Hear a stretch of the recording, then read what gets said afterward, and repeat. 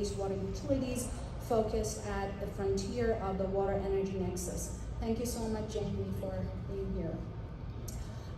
Sri Kamojjala leads the hydraulic modeling and development review team at the Las Vegas Valley Water District and has over 25 years of experience in water utility systems and software development. He is the national treasurer of the ASCE EWRI and the vice chair of American Water Works Association Operational Technology Committee.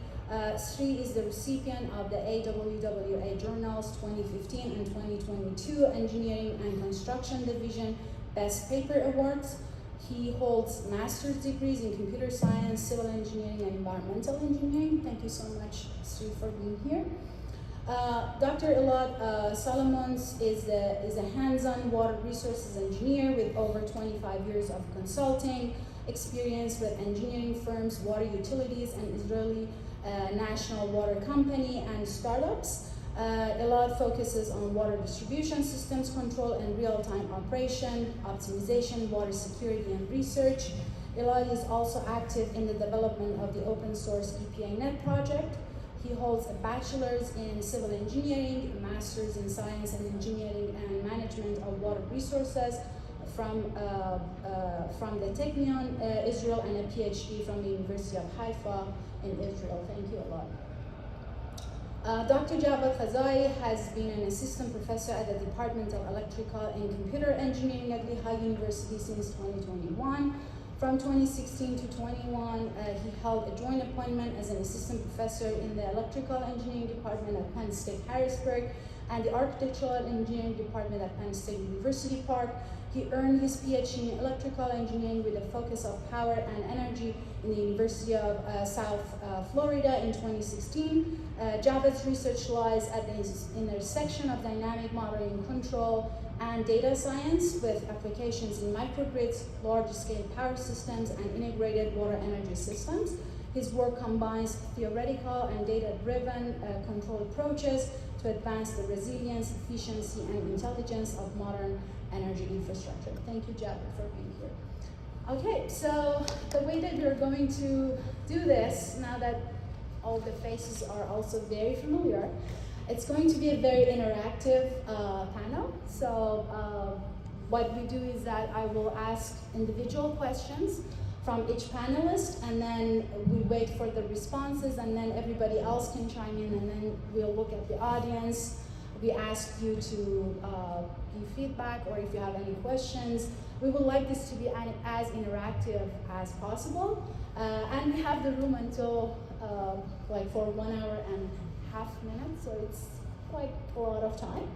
So hopefully we can come up with really nice ideas moving forward, and hopefully potential areas for expansion, growth, and collaboration. Okay, so the first question is for Sri. Given Las Vegas Valley Water District's exposure to both extreme climate conditions and high energy demand, how have you optimized water operations to reduce energy consumption while maintaining service reliability? So, many of you know, right? Las Vegas, obviously, it's in the desert, and then we get high temperatures, so everybody knows that.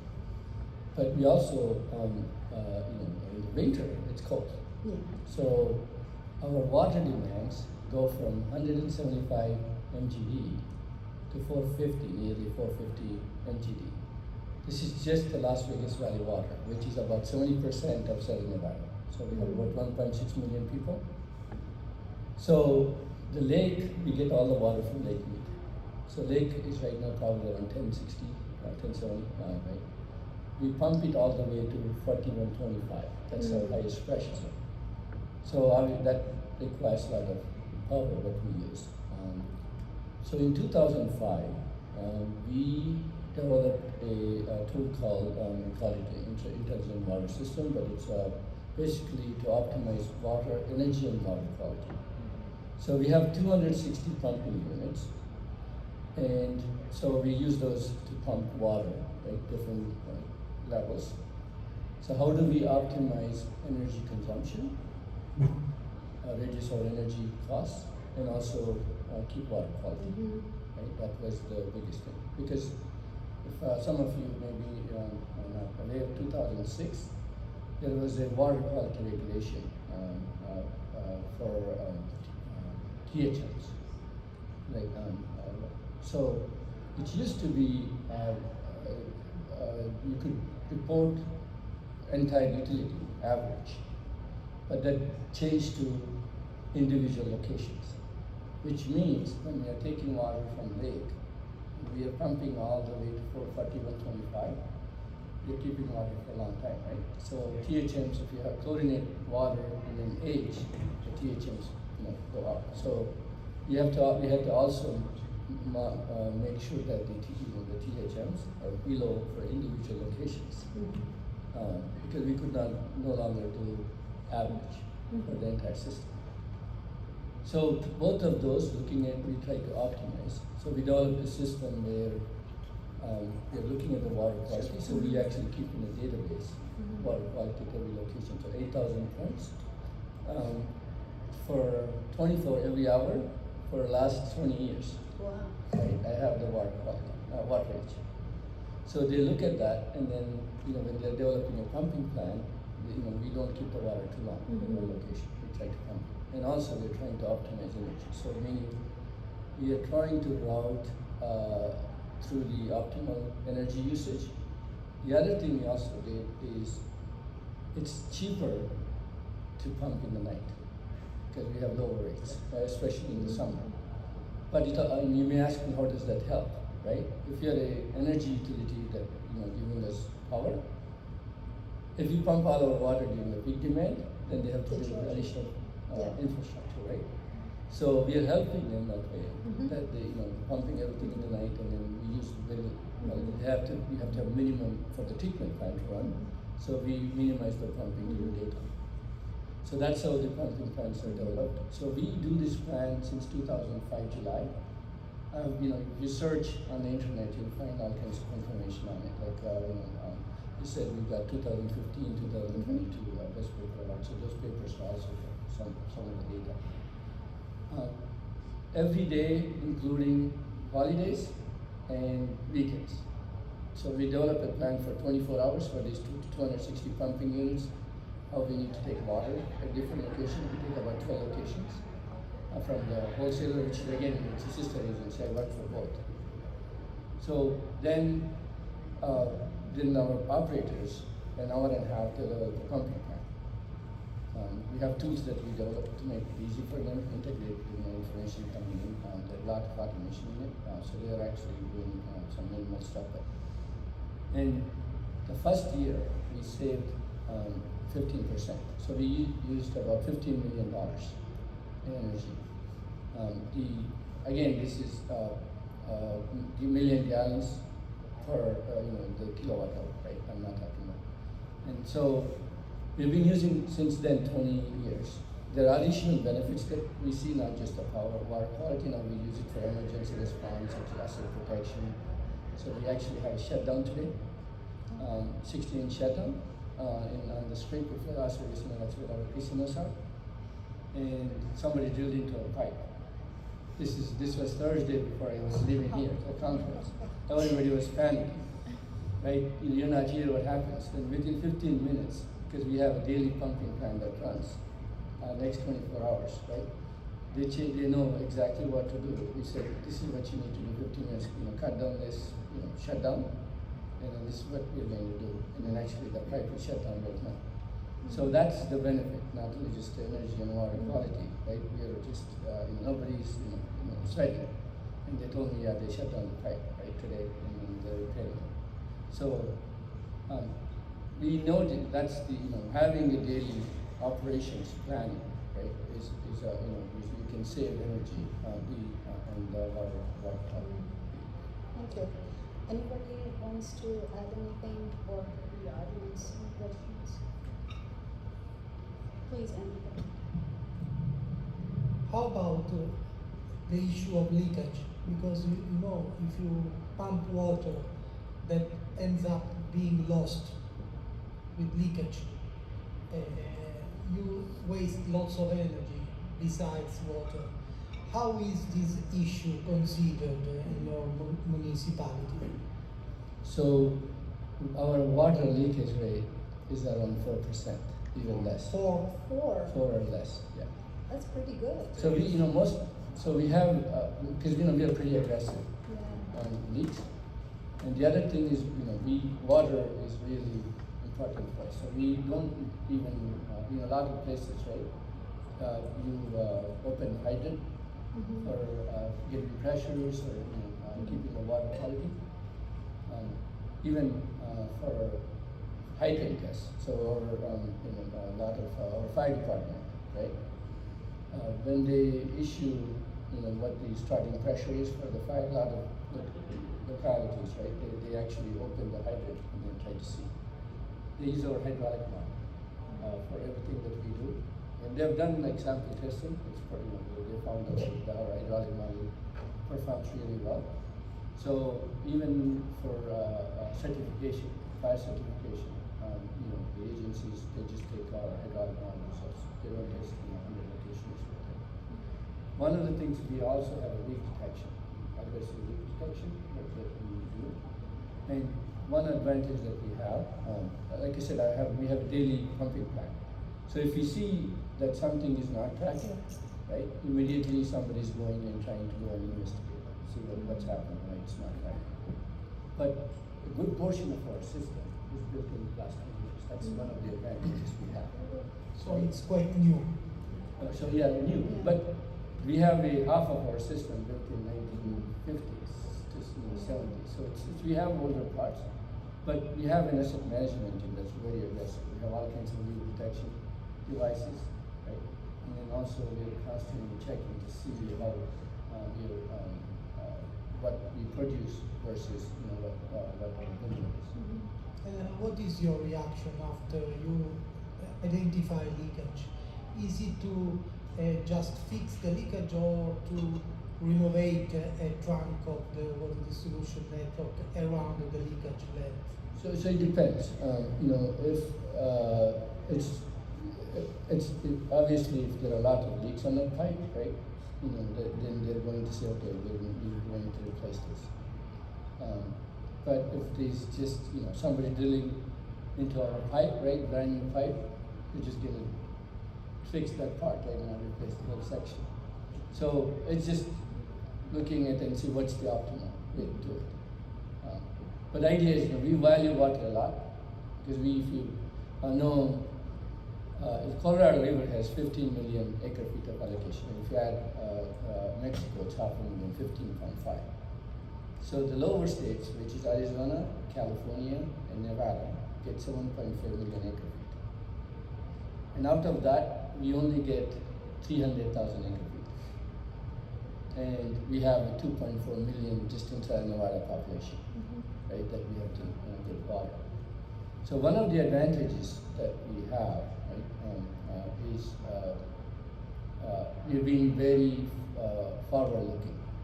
Like this operations tool, I think we did it in 2005. Everybody, thought we were way ahead, but there's so many benefits that we have. So, and then technology is one of the biggest things that we do, and our generally our management has been very forward-thinking. Right? So water is a really, really important thing. So a couple of things I can tell you that how aggressive we are. If you have a sewer, that's not, and then the sewer is not connected to, if you have a septic tank, right, we won't give you water. You have if you already have it, we want you to convert, but what happens is we get return flow credits. So everything that we put in the sewer, in Lake we get that much amount of water that we can take. So here is the philosophy that we have. We only lease you water, have to return it back to us. Okay.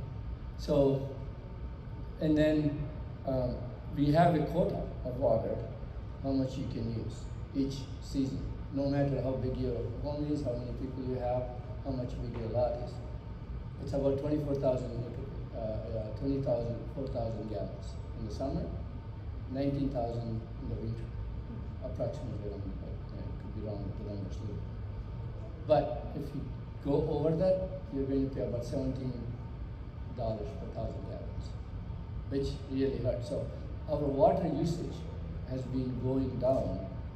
So since 2006, 2002, we added 600,000 people to our, just the Las Vegas Valley system. We were about 1 million something, right? We have 1.6 million. Our water usage is about 10% less than in 2002. So to answer your question, we are very aggressive in terms of conservation and not using water. So can I ask you a follow-up question on that? So Yeah. then your energy intensity of your wastewater treatment must be going up. To recycle that water, you must be using more and more energy because the conservation is resulting in high-strength sewage, additional loads, and requirements on your system. So what is reducing, right, is the grass irrigation usage. So outdoor only. Outdoor only. So we can only use 1 day a week, right? There's no grass in the new lots, no front or backyard, we discourage. And there's a conversion, if you're a HOA, so what we call non-functional grass. So if you have a grass right next to the curb that's not used, right, in next 2 years you have to take it out. So you see a lot of conversion going on, and once people see how much they're getting for usage, and people are converting their front yards too. So there's our usage has been going one way, not in the city. It's just irrigation. And your landscape is mostly rocks, like Yeah. people don't have grass. Well, I mean, all the homes have, Yeah. right? But again, now they have to decide Yeah. how sustainable that is, right? Paying. Again, you're not trees are fine, right? It's just the grass. Again, that's something that you ask our conservation people that they say take the grass out. They want to next time. So I have a follow-up question. It's better if you use the Thank you. So, did you see any negative effects on the water quality as a result of the drop in water usage? So, see our water, right? Again, goes to the treatment. So inside usage is safe, right? Because there's no. But the overall usage is reduced by 10%, so that means longer residence times. No. So what's going into the sewer is the inside usage. No, I'm talking about the distribution system side. So I'm curious okay, if that led okay. to more frequent So- hydrant flushes to maintain the water quality. Yeah, and I see what you're saying. how would you approach that from an energy optimization standpoint? So, good question. So that brings in different issues, right? Again, I know it's energy. So one of the things when you have to do new facilities, right? I have a separate whole presentation how to optimize, right? Using your daily pumping plan and all of that, right? So one of the things that we have to when we have to do new facilities, right? We have to think and see how we can use the existing ones optimally because the demands are going down, right? We are spreading out, but in the existing, right, the demands are going down. That means we have some capacity. So when we are planning for the new facilities, so one of the advantages is having a daily pumping plan, because I can tell my operations we don't really need this big a facility, or we can delay this facility, right? Which we did about $100 million when COVID happened. Our DGM came to me and said, "Can we postpone this?" I said, "Yes, we can do it." I gave that answer in half hour, and then operations agreed with me, right? Because we know exactly what's going on, and so you can optimize your infrastructure investments. Because that's a very good question.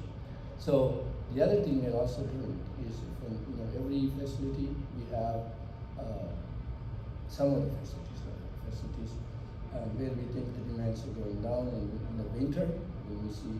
So we have THM treatment systems, aeration system, just we use them so that we use them in the winter. But they're just at the outrages. In the ones in the middle, we pump a lot, so it's not an issue.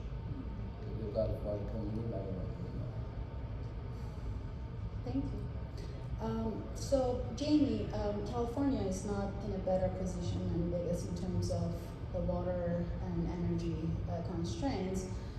So in your recent projects, how are water energy interdependencies being considered during the planning and design stages of infrastructure upgrades? Necessarily, right? I mean, we have to. We can't. There's just no. There's not a lot of capacity for extra energy, either renewable energy on the grid or new sources. I mean, we're pretty constrained. In California, we've got this really. I'm sure many of you are familiar. We've got this over generation period where we have so much solar on the wires between 12 and 4 that it's really hard for new facilities to come on and generate their own power. So there has to be a lot of collaboration between the utilities when you're planning these new facilities. I think the key is, from the water utilities perspective, we're really focused on improving resilience. That's job number one for a water utility, is to be a resilient, reliable water supply.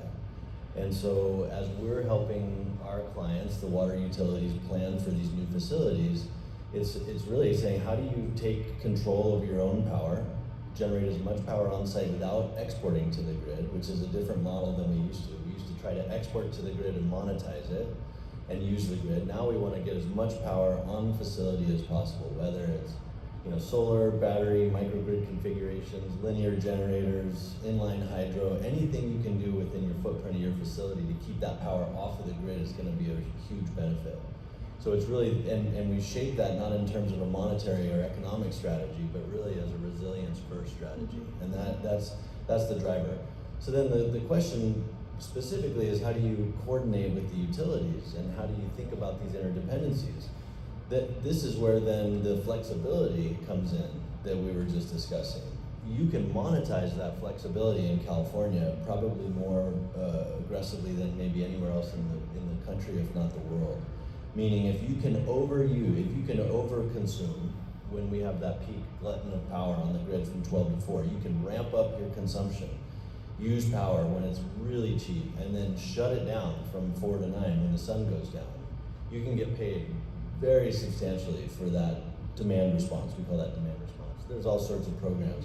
But actually building that into the strategy and working with the utilities to say, we will provide a demand response platform with this facility, and we will participate aggressively in these projects with the utilities, is a really important strategy. A couple others I was thinking about is actually cost of water for some of the new facilities is really driving. I'm working on a desal plant, one of 4 desal plants in California. This will be the 3rd. There's another that's not being used, but down the road we'll have our 4th one online. So this 3rd one that's coming online is really thinking about cost of water is driving this facilities planning. And so if we can generate a revenue stream from these flexible load management strategies, that it can actually drive the cost of water down in the planning. There's 2 things that are happening. One is the customers that are buying the water are having a cost-effective water supply. But second is the utilities, in this case it's San Diego Gas and Electric. San Diego Gas and Electric, they're looking to sell a big new, energizing a new facility, one of the biggest loads in their region over the last couple of years coming online. So of course they see dollar signs, they're going to sell a lot of power, but they're also concerned, and they're asking the utility, the water customer, to build all this infrastructure to allow for this sort of 2-way operation. We're saying that this is going to benefit the community, not just this one facility. So by upgrading the grid in the region for this particular community, the benefits will flow not just to the water utility that's building the plant, but to all the neighboring communities as we're planning this sort of 2-way exchange of energy and electrons within the community. So the strategy that we're implementing there is actually to build community power facilities. There's multiple facilities outside of the plant that are going to be feeding power into this facility as sort of a virtual power plant sort of configuration. And that does 2 things. It reduces the cost of water, and it helps the utility, the electric utility in the region, actually manage this growth that's important for the industry. You can make money as well if you have a Yeah. Any comments or questions from the audience or from the panel? Go. I think that's an interesting point, especially using virtual power plants as a paradigm for as a way for water utilities to essentially enter the market as well. But I feel that water utilities are not equipped. They don't have the technical knowledge. I mean, they most of them are not really trained on power systems. Very few electrical engineers are working on, unless maybe they are in a SCADA room or maybe they are doing some. So what's the change that needs to be done in water utilities to be able to fully embrace and fully capitalize on this? They need Jamie as a consultant. Yeah. This is Well, So that's a great question, and we always, our solution is never to overcomplicate the strategy for our clients. We can't build systems that are too complicated, but the reality is that in California, this is a new paradigm. They have no choice but to start to develop this expertise around thinking about energy. It used to be that energy was so cheap you didn't even you wouldn't even bother to monitor it. Then it was so cheap that you really wouldn't make any changes in how you're going to use it. Now it's like the second or third largest item on the budget for water utilities in California, and double-digit percentage increases year over year, with a very grim forecast over the next decades. So there's no longer a choice. Now the idea is build systems where you have visibility into the energy usage and how you can modulate, much like Las Vegas is talking about. So real-time visibility into where energy is being used, and those control systems to make those changes, guaranteeing water quality or permit compliance. Yeah, please go ahead. I was going to say one of the later questions that we have down here is thinking about emerging technologies, and really the innovative technologies is not a piece of fuel cell plopping on the ground. It's really about looking at energy data and understanding how to automate some of these processes around energy usage. That's where I think a lot of the innovation is happening. So you take the sophistication out of it a little bit when you build the model, when you build the tools. Then it becomes just another item like on a SCADA screen, kilowatt hours per million gallons, kilowatt hours per pound of BOD removed, whatever it is, you can see it real time. And then back to my original opening message of resilience first. When you can demonstrate that energy efficiency is improving the expected useful life of equipment for year 20, 30, and 40, and you're improving the efficiency actually gives you better resilience in the long run, then all of a sudden the operators and maintainers see the value of efficiency, see the value of energy management, and it becomes something that they pay attention to. So when we develop, like I said, the daily pumping plan, they are able to predict what the demands are, right, and then how much they we would use. So we do water and power hours for 3 to 7 days in advance. So we have an energy department, right? They know where to get that power from. So that helps them, right, so that if you go and get power on demand, right, so if you order ahead, it's a lot cheaper. And also, I think it's not easier for energy utilities too. So by having the ability to develop a pumping plan, we can predict 3 to 7 days. The other thing that we also work with the utility. Right? Sometimes they say very rarely they say we have a curtailment, which means they have high energy demand than they anticipated. Right? So at that time, we have the flexibility in our system, so we have to change our operation.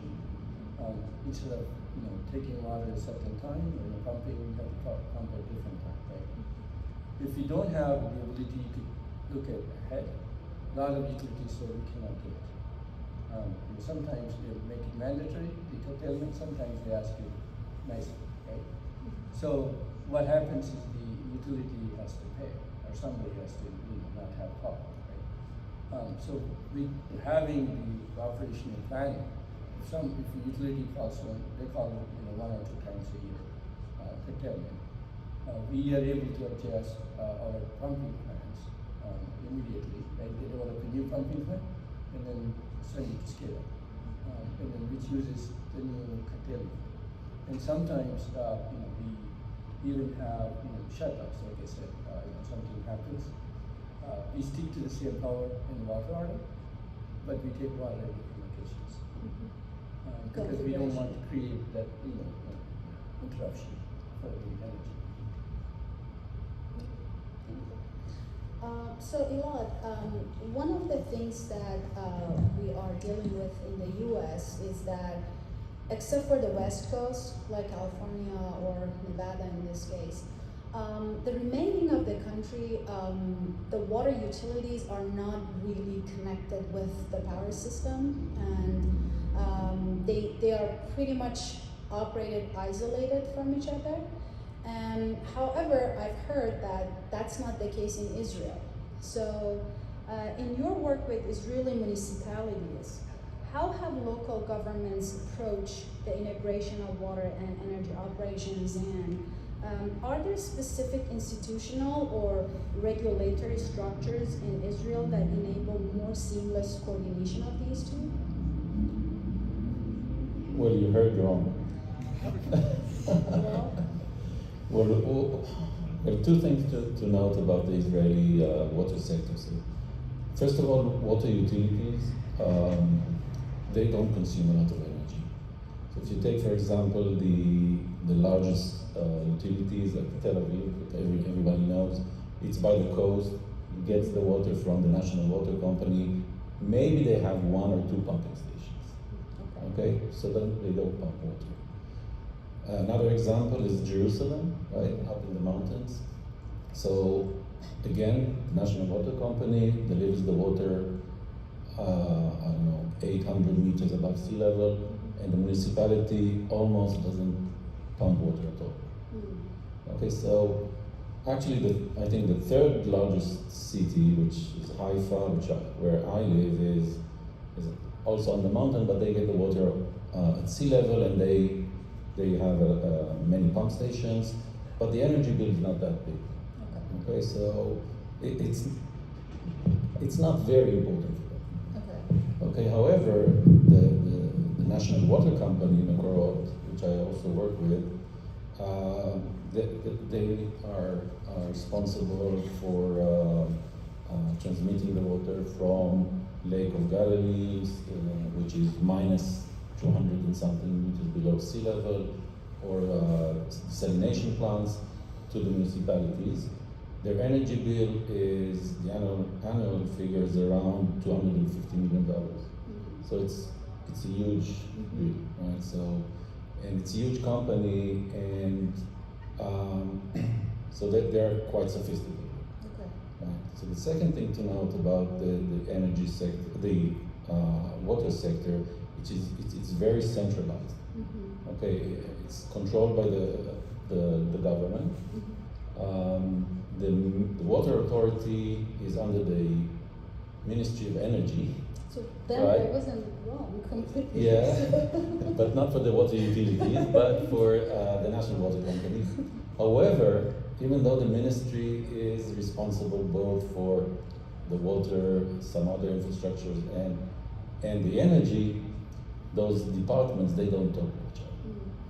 So there aren't really, or there weren't really any regulations and ways to handle the two sectors. Okay. And I think officially they don't have any regulation already set up.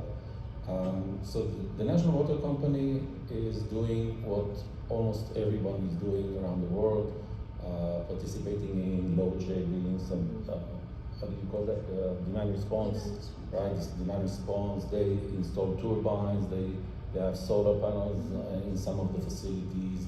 They plan to use gas engines for large pumping stations and things like that. However, when it comes to, and that usually works, right? They have time of day, time of day use energy tariff, and they also buy water energy from private plants and manufacturers. But most of the energy comes from desalination. Most of the water comes from desalination, around 80% of the national water system consumption comes from desalination. Seawater or groundwater? Seawater.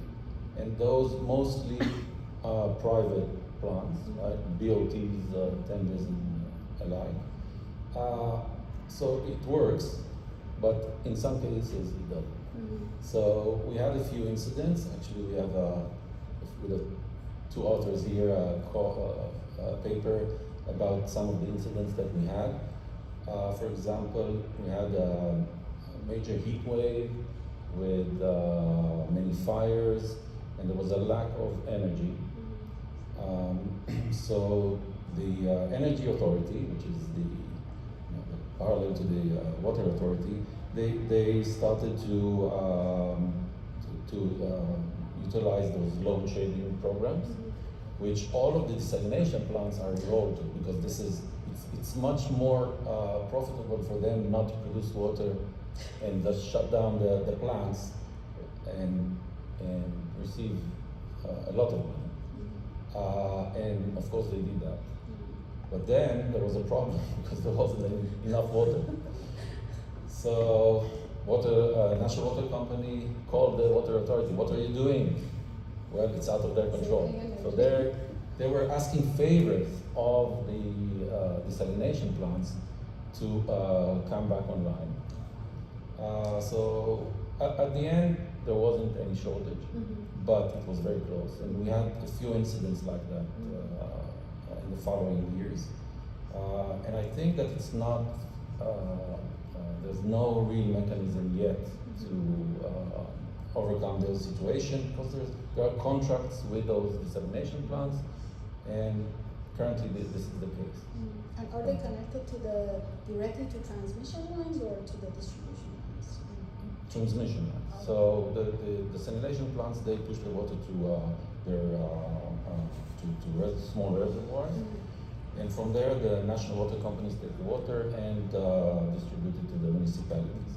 So again, if the national water companies, they for some reason cannot pump the water, then the desalination plant will keep working and enrich the sea with potable water.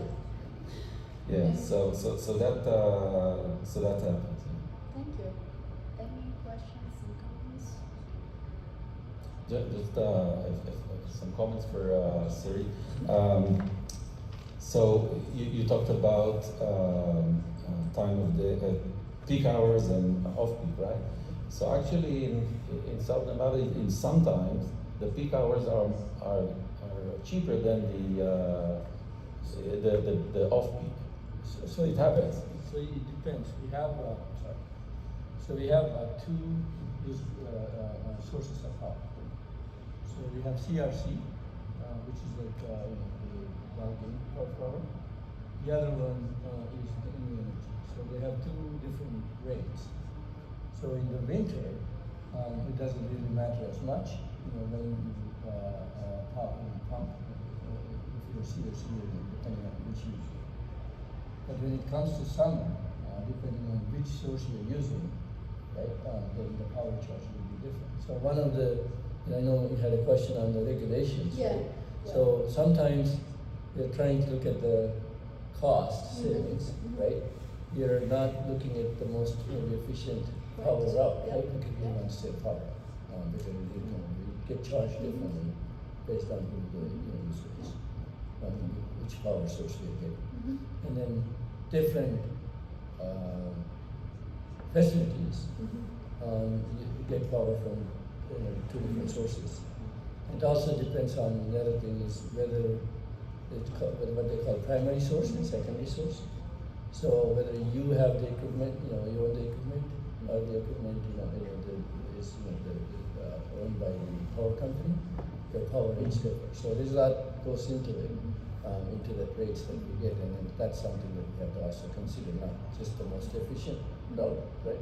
Which most of the time we do, but sometimes we say we don't want to use this because it's going to increase our demand charge or professional charges. Thank you. Javed, there was a recent report from Department of Energy that future water systems will be equipped with microgrids. Now, here's a question that, based on your expertise, how can microgrids be leveraged to enhance the resilience and energy efficiency of water infrastructure, particularly in remote or disaster-prone regions? Yeah, I just want to add to what Jamie said about water systems utilizing microgrids for improving their resilience, and that's going to be the trend that we're going to see in the next few years. Specifically in the remote areas, one of the main challenges is the reliability of the grid, because you don't have many points of interconnection to the main grid, and this is mainly because of the cost. The main grid is far away from your community, and it's very expensive to install transmission lines to transmit the power to those remote areas. Just to give you some ideas about the numbers, 1 mile of transmission line from the grid to the remote connection costs $1 million, roughly. So, and those areas are 100 miles away, usually from the main grid, so you're looking at hundreds of millions of dollars for sending power to the grid, from the grid to these communities. Whereas you can just spend 10% of that money, install a microgrid at site, which provides you flexibility. You have multiple resources. You can utilize local resources. If it's an island, you can utilize marine renewable energy. You can utilize solar, wind, and that gives you more resilience, because if one of them fails, you still have more resources to support the energy system. That also provides resilience to the water system as well, because it consumes energy. So that's one of the main challenges, I think, and that's what we're going to see in the future. Mm-hmm. And if you're going towards micro generators, that, for example, every house can become a generator, and if it's bi-directional so that they can sell it, do you think that that could cause any issues in the energy market? I mean, let's say that water systems become one of those micro generators that they can sell electricity back to the grid. Do you see any problems, potential challenge with that? Of course, if there's going to be selling back to the market, there's going to be challenge. Right now, we have a challenge of selling energy from distributed energy resources to the grid. It's not regularized everywhere. So in Pennsylvania, for example, we don't have that. In California, we have it, and it's very hard for the grid operators to coordinate these millions of distributed energy resources selling power to the grid. Now you're trying to add water system to that as well. That's going to create complexity to the operation. So in the grid, from the grid perspective, we are running this problem in close to real time. So we run it every 3 to 5 minutes, because we don't have the computational capability to run these millions of variables in real time. Now you add water system, it's going to get it more complicated. I don't think it's going to be easy. So on that point, right, in Nevada, the individual homes are able to sell energy back to the grid. Now they say they reach the capacity, right? So a lot of people, put solar panels on their home, and they have a lot of issues, right? Because they don't want to take it back. Mm-hmm. So anyway, the one thing I think, again, that is a thing that's something that needs to be resolved, right? The power, but in general, right? If you have storage in your system, it works two ways, right? We have good storage. One, your system is resilient in terms of if something happens, right? To serve the emergency usage. The second, you can also manage your power. So having storage in your system, if you can, I think is the best way to have resilience in both ways, for power and emergencies. And if I may, you're talking about physical storage, like reservoirs, but while we're on the topic of microgrids and storage, I think we're starting to think a little bit differently about how we use batteries in water systems in California. And I'm talking about California because my thinking in this panel is, where are we headed in this water energy nexus frontier? I try not to be very California centric, and because I know the issues are very different, but in California, one of the things that we're dealing with is this unreliable grid, and as a result, storage is increasingly important. So batteries are becoming an important element for a water system. What's interesting is there's subsidies from the utilities when they're planning new systems and they're energizing these new facilities. If you're not using combustion fuel sources. So if you can have a fully electrified system with no diesel generators, as an example, which will scare any water utility manager out of the room, you can talk about no diesel generators on site. They can get subsidies for that interconnection agreement. So that $1 million a mile that we're talking about, they can get subsidies from the California utilities to say, hey, we will make this a fully electrified system with no combustion fuel sources on site. What then ends up happening, and the way we can plan these systems, is by oversizing the battery energy storage. You're not going to get through a 24-hour outage, but maybe you can get through most of the interruptions that happen in a year. Say, in many cases, 90% of them, those interruptions are 1, 2, 3 hour power blips. We're not talking about 24, 48 hour outages in California. We're talking about 2, 3, 4 hours. And in the past, historically, we'll fire up our diesel generators and run through that power outage. Well, now you start to use the battery system as your primary backup, and you're monetizing that battery all year long in your microgrid configuration. Then when you have an extended outage is when you can bring in diesel generators, portable generators that fill up the batteries. So you have a fleet of diesel generators that are not on site. They're not meant to be there. They're only for the worst emergencies, and those batteries are your primary source of backup. And so that's the other kind of storage that we're looking at in terms of planning these facilities. So in terms of battery storage, right? Again, the pumping facilities, some of them require huge power. Are they? How feasible is it? Are they to install this? Yeah, I mean the reality is that it's the startup energy is what the big problem is, right? It's that inrush current of taking what is it going to take to start up a 1,200 horsepower motor at a moment's notice from a black start. But if we can utilize microgrid capabilities to keep those motors running, and then the battery is just there to continue that operation, you don't need to deal with that inrush current. So when power goes down for a nanosecond or a millisecond instead of 10 seconds, 20 seconds, 5 minutes with an automatic transfer switch where you have to switch over to a battery, then the battery has to be the size of the room to handle a 1,200 horsepower motor. So it's really trying to get past that inrush current challenge, which is where I think some of the real innovation is. I just want to add something on what Jamie said about handling the blackest start. So blackest start means the power is out, you don't have the grid, and you want to just basically start the power from no resource connection to the grid. Conventionally, microgrids were connected to the main grid, and they would synchronize to the existing power grid. When the grid is out, you have a battery storage, or you have, let's say, a solar energy converter system that needs to come on and provide the voltage and frequency that no longer is provided by the grid. So we have a concept of grid forming control. That means you have an inverter in your battery system that can provide the voltage and frequency. For that kind of inrush current that these motors consume, they merge or basically integrate batteries with supercapacitors. So supercapacitors are fast, basically, storage. They can provide that amount of inrush current that is consumed by the induction motor. So a combination of supercapacitor and battery storage is going to be the future of what we will see in the microgrids in terms of blackest start capabilities. Just a few comments about the microgrids and energy storage. First of all, we invented the energy storage, the water people, right? We put water in the tanks, right? So it's ours. I don't know the energy sector in California, but it seems something is wrong there. If water utilities need to build their own grid, it sounds something is wrong. I don't know, to me, I don't know, maybe it's...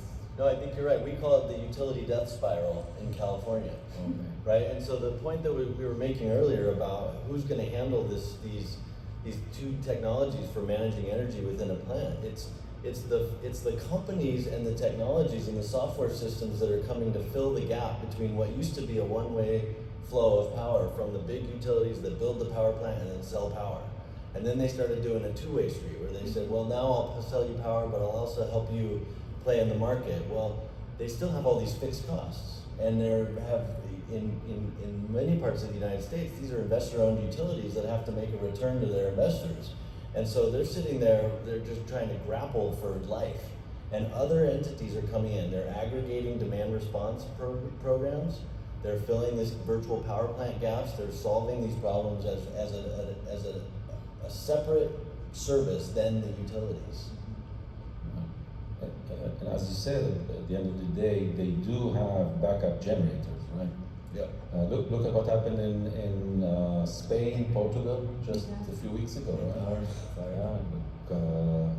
Almost 24 hours or maybe more at some places without energy, electricity.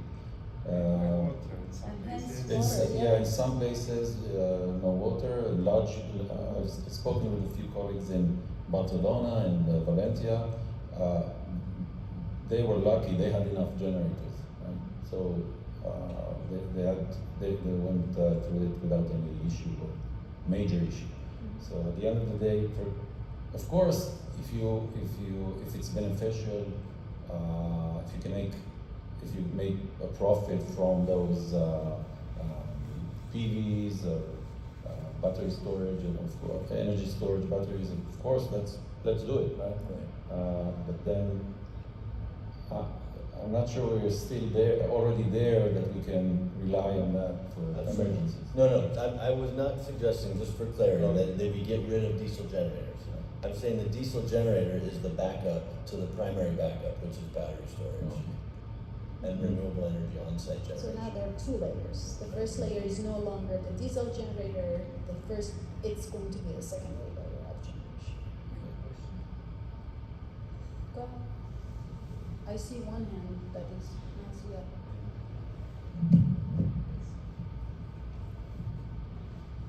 First of all, thank you to all the panelists and the moderator for a very informative session.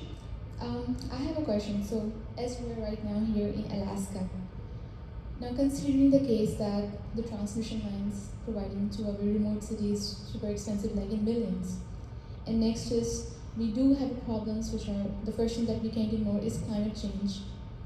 So the place like Alaska, where we have a long daytime but not a lot of sun, so how would be the best microgrid arrangement would look like? That means what components should be there considering the climate change, that we shouldn't be. I was been checking the statistics that the coal-based energy production is seeing a steady decline. But over here, we have options about renewables like solar, but let's say it's not gonna work over here. So what do you think would be the best solution for such places? Thank you. Anyone from the panel want to take that question? Well, for me it's difficult to say. I'm not familiar with where you get the energy. I know you have a lot of oil, but you don't refine it here, right? Yeah. So difficult for me to say that. Jared, what do you think? I would first look at the demand to see what kind of energy consumption and what kind of profile there exists here, how many people are here, and how much you would need on an annual basis, seasonal basis, and so. And then you can look at different options. There is wind here. It's windy, right? So you could consider wind turbines if you're looking at renewables. There is water. You can utilize marine energy resources as well, and combination of those with batteries. If you're not looking at any fossil fuel-based resources or nuclear plants, those are going to be your options. So it's going to be a combination depending on the cost, depending on your demand. It's an optimal sizing problem. We talk a lot about resource recovery facilities at wastewater and biogas utilization, and one of the things that I was really interested to learn quite recently is that in the methane that we get from our landfills, it puts to shame the amount of biogas, the quality and quantity of biogas that we get out of even our largest anaerobic digesters. And so if you think about what the future of methane recovery and reuse is in places like this, where you've got the permafrost, plenty of challenges that can be turned into opportunities, I think, where we have methane capture strategies that maybe weren't cost effective in the past. And one of the things that I'm seeing as a real opportunity in California again is there's a new technology many of you have heard of, a linear motion generator. It's basically a fuel agnostic non-combustion energy electricity generator that takes biogas or natural gas. It can take any gas, it's gas agnostic, and can turn that into electricity.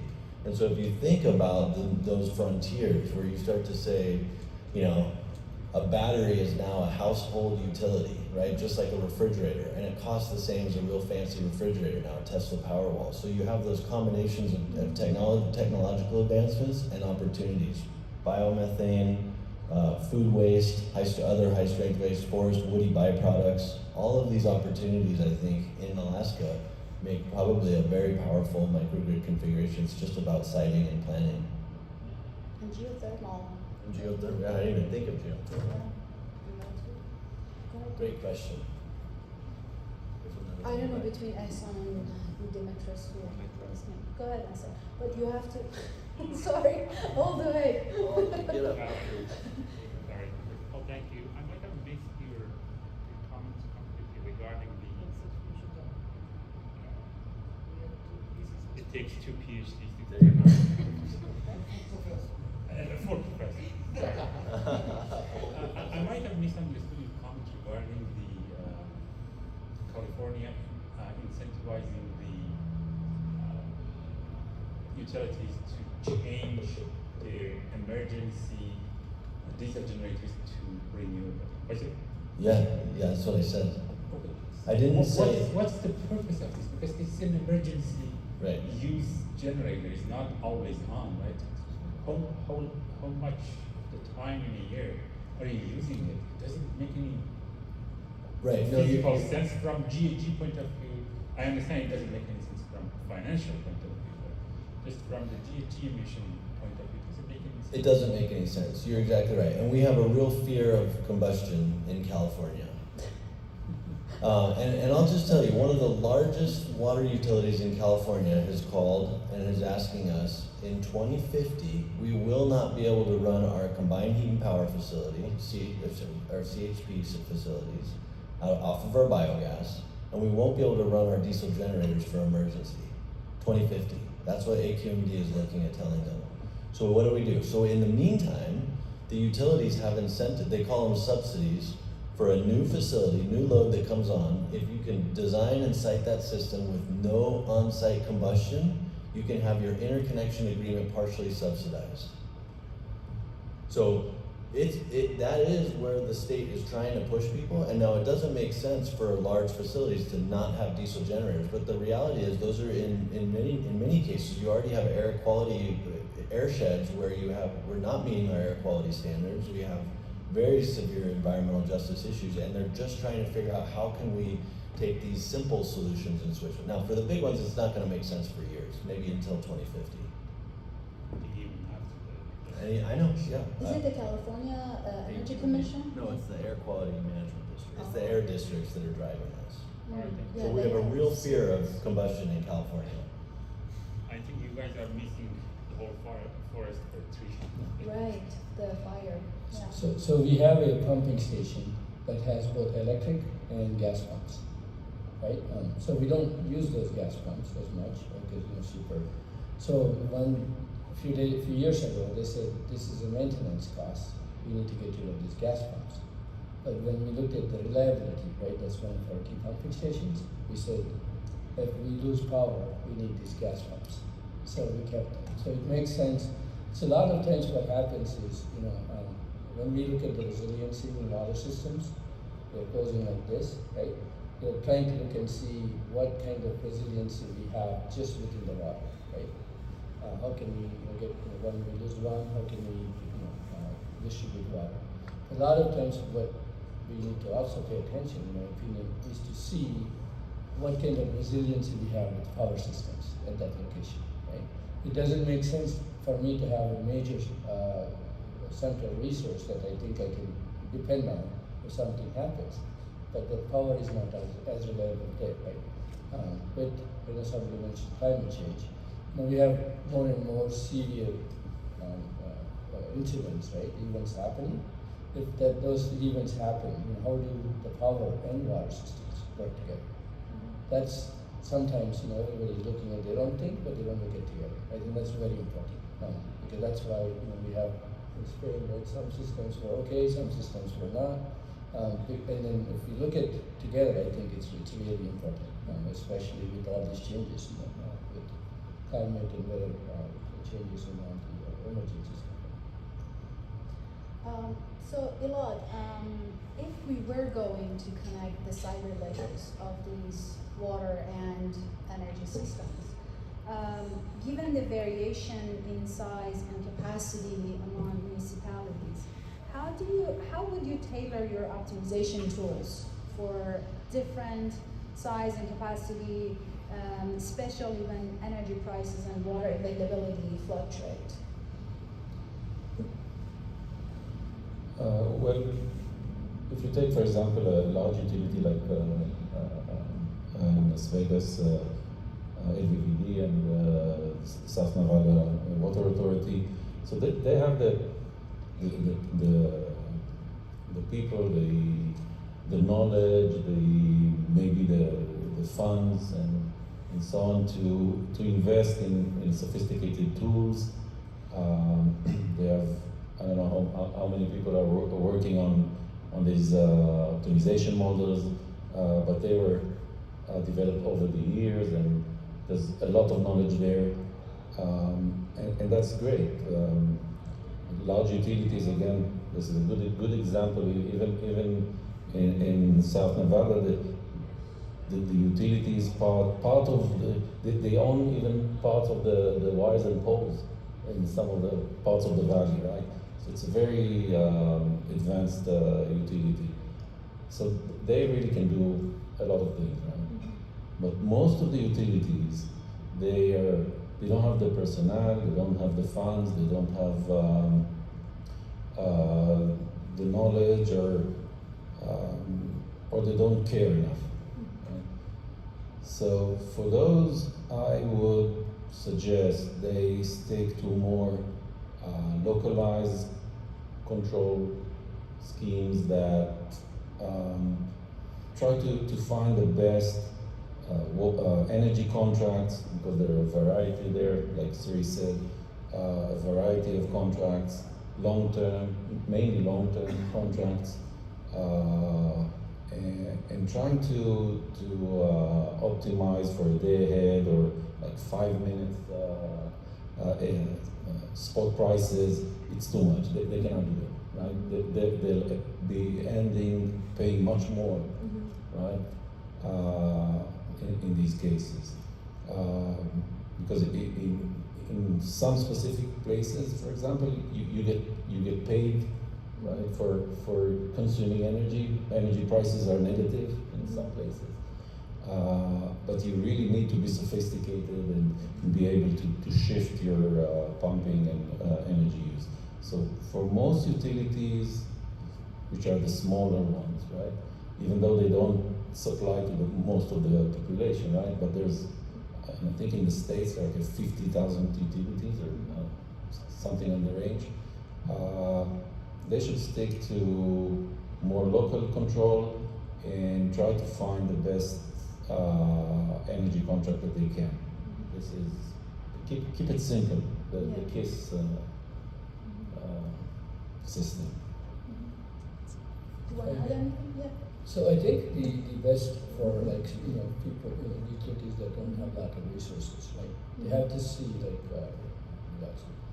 what is the best cost benefit that they have to focus on, right? Because they don't have resources. So what is, where can they look at and then see what are the small things that they can accomplish, and then what is the cost benefit? Right. And then if maybe there are a few steps that they have to take, or maybe a few stations that they use a lot of energy, right?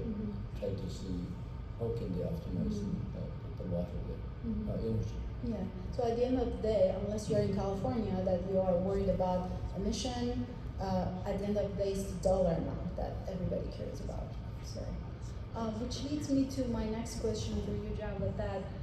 So, in your opinion, what are the challenges or opportunities in deploying distributed control strategies that coordinate water pumping operations with local renewable generation and storage? let me ask a question from the audience. How many of you know what distributed control is? If you can raise your hand. So I can give an example. The way that we control in water systems, let's say I have 100 pumping stations, and I want to, I have a water demand, I want to schedule these pumping stations. The way that we do right now is called centralized. That means there's a centralized controller which receives data from all those 100 pumping stations, and we also have the total demand. We run an optimization that schedules these pumps. So this is centralized. And so you need to get data from every single one, send it to the controller. In a distributed control, every single pumping station is going to have a controller which is separate than what they have. Usually variable frequency drive is the one that they usually have to control the speed of the pump. On top of that, you will have another controller which is called distributed controller, and this controller talks to the neighboring pumping station. So you only communicate with your neighboring station, which is closest in terms of distance to you, so that you minimize the amount of communication that you have. And by this communication, you share information. And that information could be, for example, the water demand at the neighboring node. It could be the readings of the pumping station close to this pumping station. And by sharing information, you achieve the same goal. So this saves the amount of communication, it saves the computational complexity, so it's going to be more efficient, and it's going to be more flexible. In a centralized control, if for any reason the centralized controller fails, the whole system is going to fail. But in the distributed control, even if one of the pumping stations, distributed controller or the secondary controller fails on the pumping station, the rest would still communicate and achieve the same goal. Applying something like this to power system is what is right now happening. They're trying to do this in the large scale power grid. But for the water system or water energy microgrids, there should be a good motivation. First is going to be the size. So if you're talking about a small scale water energy system running a small community, there is not good enough motivation for doing it in a distributed manner. But if you're talking about a city with thousands of pumping stations and thousands of renewable energy resources, you want to coordinate all of those, then you can save in terms of communication and by running distributed control. Any questions? Maybe we could have someone, yeah. We should have done that from the beginning, someone circulating. So Jamie, I have a question for you. So it sounded like what drives this innovation, I will say, in California is a mix of regulations and prices. So how do you see utilities kind of coping with the increase in regulations, PFAS and replacing lead service lines and all the other things? And now you kind of add this additional headache of also managing their own water energy supply systems. So is it going to be only for research utilities that have the resources to do that, and the other one will not survive, or how do you see this?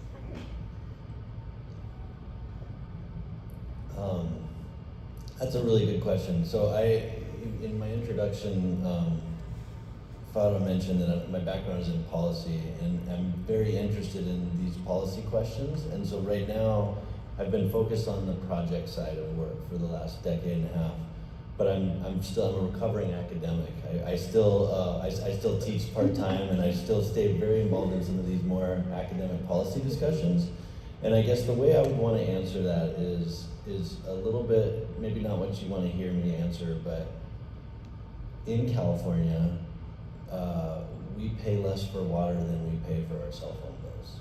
I think that's true everywhere. That's true everywhere, right? And in California, water is incredibly scarce. And the reality is that we have to just transfer some of these costs over to the ratepayers, and that's not going to make people happy. We have a process 218 hearings to increase rates and pay what. But I think that Californians are starting to get willing to start accepting some of these costs. There's really no way around it. We have a program that's just been piloted called the CalFuse program in California, where we actually have dynamic real-time pricing for energy And water utilities are taking advantage of this. And we did it in the city of Moore Park, California. It was the first pilot where you have literally the price ramps up to 10 times as much as it is during off-peak, and then drops down to negative pricing in the middle of the day. And so as one of the executives from Edison said, we're giving money out to people to try this flexibility right now. In the future, they won't have any incentive. They're going to have to do that. They're gonna have to ramp up and ramp down. And so the marketplace is inventing all sorts of technology solutions. That's what I meant earlier about the virtual power plant providers, the demand response aggregators, and all of the software tools that are sort of laying on top of these systems, because there's a ton of waste in our water system in terms of energy. We've got, because of I was talking to you about conservation earlier, we have most of our water systems are way oversized and still running full base, because they don't know how to run them. So there's a lot of waste in our system, and it's just systematically attacking this waste and dealing with, prioritizing the policy. So we have an event coming up in Berkeley next week, or in July, on June 3rd, called Partnering for Impact. And it's where we get the regulators, the academics, the industry, and the water agencies together. We say, okay, you're being pulled in all these different directions, so how can we partner together to drive innovation in the policy arena? And what do we need to tell the state? How do we prioritize these challenges? So I think the reality is that it's tackling that waste and just helping these systems become more sophisticated. I don't know if that's a good answer, but that's a great question. Great. Jamie, now that we have you, could you briefly talk about MAD3? Okay, the American Water Works Association, AWWA, is about to publish Manual of Practice 83, Energy Management for Water Systems. And I think what's different about this manual is it's really focused on not just the inside the fence line types of energy strategies like pump systems and water treatment optimization, but it's really thinking about this connection. There's a whole chapter on the energy transition. We don't exactly know. It's in final, graphic and art, so we're probably a year away from releasing it. But next year at the annual conference, I think is when we'll be releasing it. But it's really, this manual is really focused on 2 layers. One is the how-to, how do you optimize a pump system or implement efficient water treatment facilities or even innovative technologies.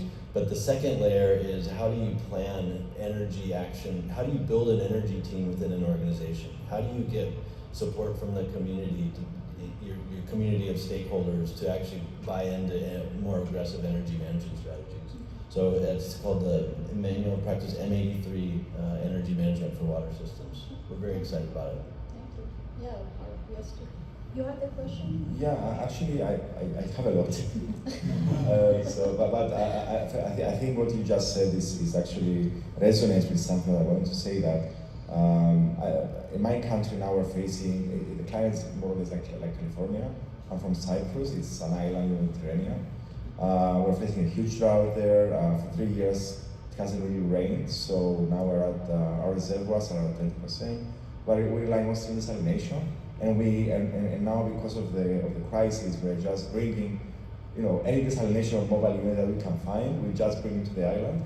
Of course, the electricity authority, a few months after all of this, after we started bringing desalination units, they realized that we cannot really support so many megawatts of additional load that we put next to some locations, because the locations where you put the desalination units are not the best locations for essentially for mainly congestion, the power grid there, etc. So the first thing is that what we realize in hindsight now is that you need to have an integrated, let's say, holistic way of viewing energy and water, like long-term planning, because when we are working like 2 different utilities under normal conditions, then I suppose it's okay. But when you have crisis, or when we're facing with more severe challenges, you really need to start thinking about how we should have designed the system in a way that it's more interconnected, so that we don't cause, because the water utility doesn't really consider that you can cause any damage to the power grid, because usually it's the other way around. But if you have 1 desalination unit, 2 desalination units, a small one here, like another one here, it all adds up. So that was like just a small, follow-up to this. But essentially, what I'm thinking is that so it's the design of the thing, or designing. Maybe we need to also consider how we design water systems to be, let's say, ready for a future where we will be more integrated. And for instance, we mentioned microgrids. So I'm just, you can follow up on this. But we mentioned about microgrids, but at the moment, and Elad said that storage, we invented storage, but we don't really have storages in my neighborhood, water storages. Maybe we should. Maybe we should. Maybe You have on your roof. I have on my roof, but it's only for my personal use. But this doesn't stabilize. This doesn't help stabilize the power system if there is a disturbance. And Javed will say that I don't care if you have stable power pressure. I want to have a stable frequency of 50 or 60 hertz. So you have different priorities, but maybe we should consider how we could design water distribution systems, not only to provide water to everybody, but also to maintain the stability to the power system, essentially to have a more integrated relation.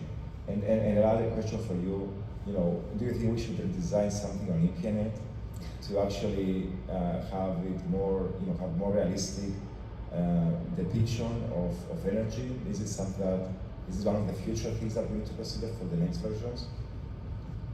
So I said a lot of things, but you can pick up and if you found anything interesting, just follow up. Probably not in the next version. It's, we have a lot of things to do before it.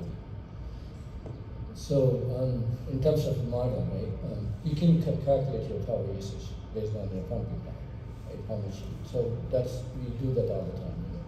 When the operators are looking at different ways to pump, they're actually trying to see how much power they're using and it matches and it's efficient.